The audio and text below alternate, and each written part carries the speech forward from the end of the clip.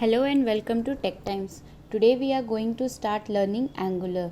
But before we jump into coding, we should have some background knowledge about what exactly Angular is. So Angular is a JavaScript framework for building client-side application using HTML, CSS and TypeScript. Now what is TypeScript? TypeScript is a typed superset of JavaScript, which means all the JavaScript is a valid TypeScript. TypeScript is open source. It is JavaScript with some more advanced feature, as in it is strongly typed, which means everything has a data type. It has advanced refactoring. It has great tooling including inline documentation, syntax checking and code navigation. It also implements class, interface and inheritance, but the browser does not understand TypeScript, so we transpile it into JavaScript. Now what is transpile? Transpile means compile and then converted to JavaScript. So we do this using tsconfig file, which I'll show you later in this course. Now as we move towards the course, you might have some question like what is the component, where do we put HTML for user interface, when should we use data binding, why do we need service, how do we build Angular application. So these series of tutorials will guide you down the right path. Now why do we need Angular and not other JavaScript framework? Because Angular makes HTML more expressive. It empowers our HTML with features such as if condition, for loop and local variables. It has powerful data binding, which we can easily display fields from our data model, track changes and process updates from user. It also promotes modularity by its design.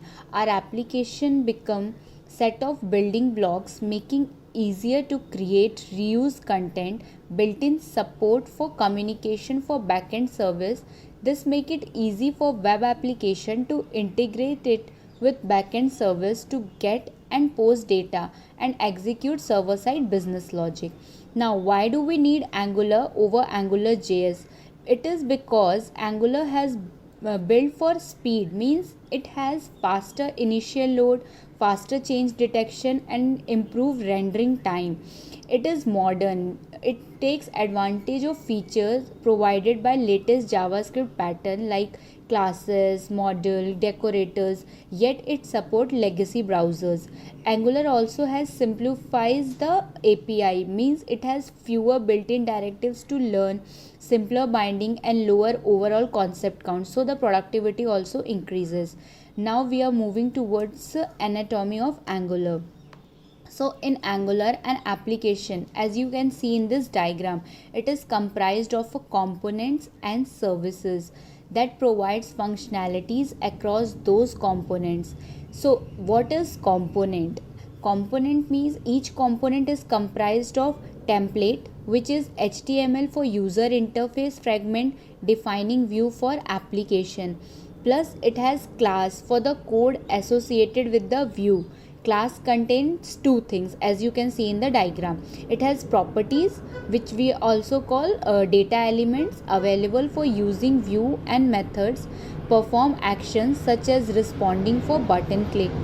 A component also has metadata, which provide additional information about the component to Angular. It is metadata that identifies class as an Angular component. So a component is a view defined with the template, its associated code defined with the class, and additional information defined with metadata. We'll look at this in more details in upcoming videos. As we build these components, how do we pull them together into an application? So for that, and here comes the concept of modules. Modules, it helps us organize our application into cohesive block of functionality. Every Angular application has at least one module called root module of Angular. Application can have any number of additional modules like feature modules that consolidate the components for a specific application feature. We'll cover this in deep in upcoming videos. For learning, we'll create a sample application as we will be coding along as we navigate to the course. So now I think we have covered a lot in the theory section. So let's move to the installation part. In order to start installation, first of all we need to have an editor for writing Angular application. There are many editors available, but I usually prefer Visual Studio Code.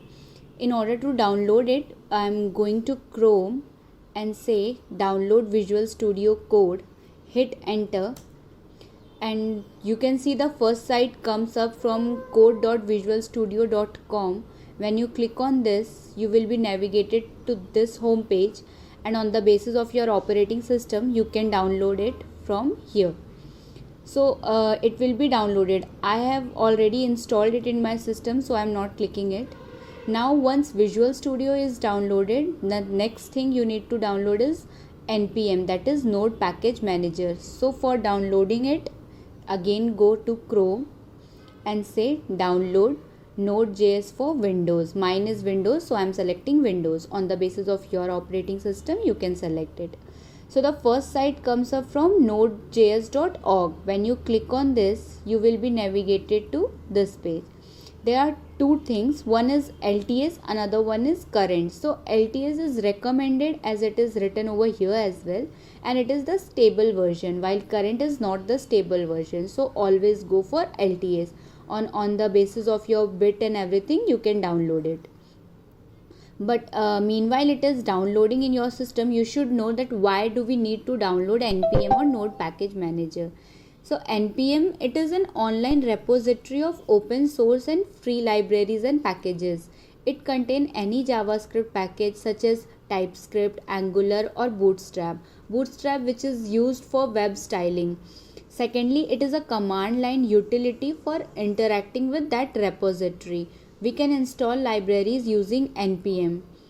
Now we have installed Visual Studio Code as well as npm. The last thing we need to install is Angular CLI, that is command line interface. But in order to install this, let's go to command prompt. So I'll go to command prompt. I want to check whether Node is installed properly or not. So in order to check that, I do node -v is for version.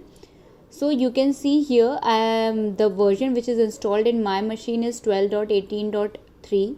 Now we have Node installed, so we can install Angular CLI as well. The command for installing Angular CLI is npm install -g, G is for global, @angular/CLI, and you will hit enter. So once you will hit enter, it will install Angular CLI as well. Now why do we need Angular CLI in our application? We need Angular CLI because it will help us to generate code, execute application and deploy it to production. So in 5 to 10 minutes Angular CLI will also be installed. So now we are all set with the installation. So let's proceed with creating our first sample project.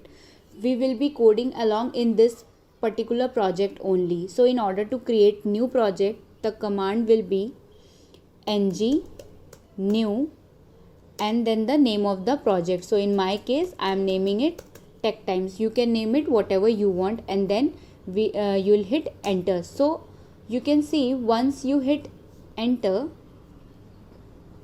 it is taking some time.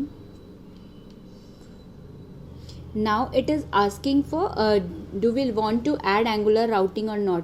Since we are at very beginning of this course, I'll say no. Then it will ask for CSS, SCSS, so just hit enter. So by default it will select CSS. Now after all this step, it will start installing the project for us. So it will take 5 to 10 minutes again. I am not proceeding it with further because I have already created one project in order to save time. So after some time you will see that there will be a successfully created message like that in the command prompt. So once that is done, you will navigate to Visual Studio Code and say open folder, Then you will navigate to the page folder where you have created your project. So in my case it is in C users, and inside that particular folder you can see the name of your project with which you have created. Like in my case you can see Tech Times, and you can click select folder. Yeah, now the folder is opened. So in order to check whether it is created properly or not, I'll do ng serve -o enter.